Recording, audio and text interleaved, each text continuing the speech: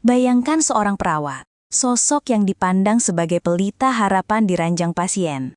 Tapi, apa jadinya jika orang yang berkomitmen menyelamatkan nyawa justru menjadi penentu antara hidup dan mati?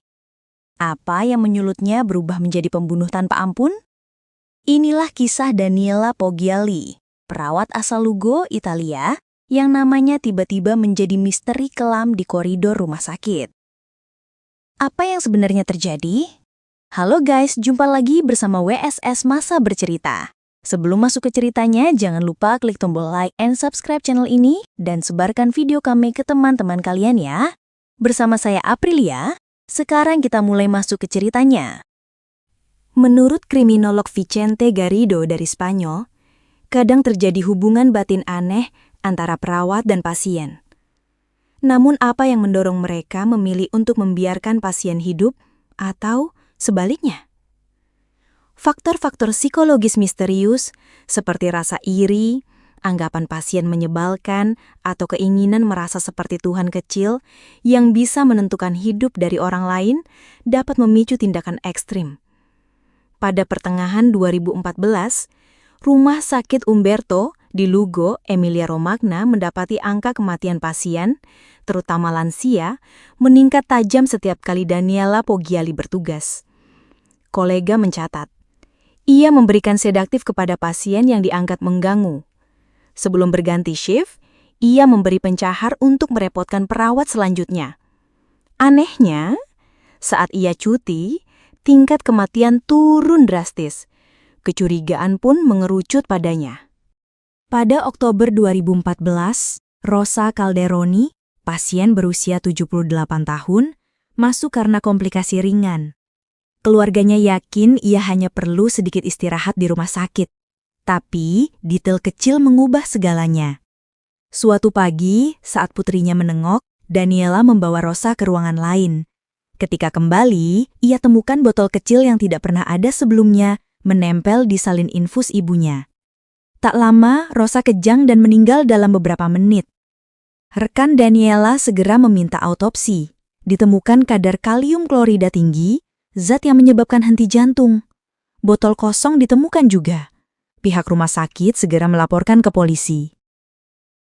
Ketika Daniela ditanyai polisi, bagaimana mungkin dalam 2 tahun ia terlibat 93 kematian, yang mana itu adalah 4 kali lipat tingkat rata-rata? Ia menjawab, itu cuma nasib buruk. Fakta lain terungkap. 1.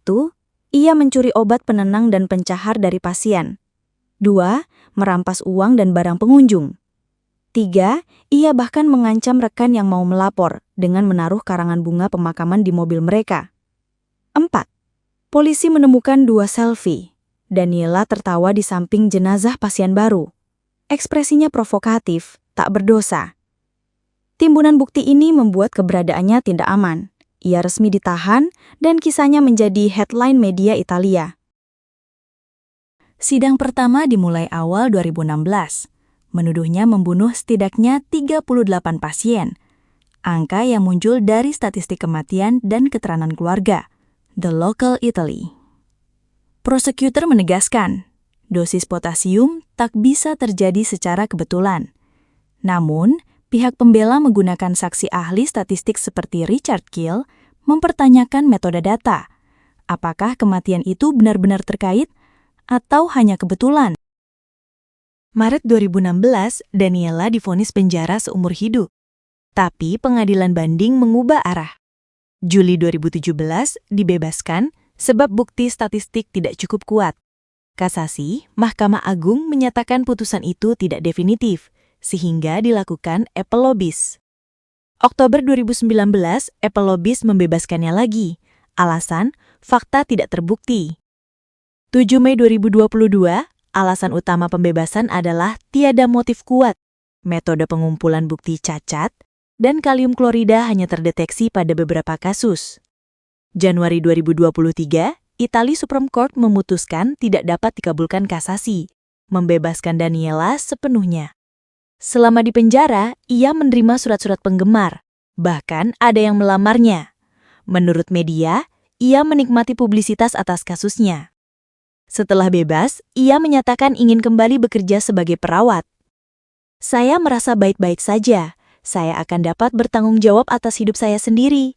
Aku tidak membunuh siapapun. Sebaliknya, aku selalu hidup untuk membantu orang lain. Namun, sampai 2026, ia tidak bisa kembali ke profesi karena telah dicoret dari daftar perawat akibat selfie dengan jenazah dan tindakan tak bermoral. Kasus Daniela memicu perdebatan penting. Statistik versus individual. Apakah kematian pasien cukup dibuktikan melalui pola angka atau butuh bukti langsung, seperti racun dalam tubuh? Bias media dan witch hunt. Penyebutan angel of death atau killer nurse bisa membentuk opini publik meski belum final. Tanggung jawab sistem. Apakah rumah sakit cukup cepat merespon laporan internal atau justru tak sistematis memeriksanya? Privasi dan etika. Selfie dengan jenazah menjadi simbol degradasi moral. Tapi apakah itu bukti kejahatan?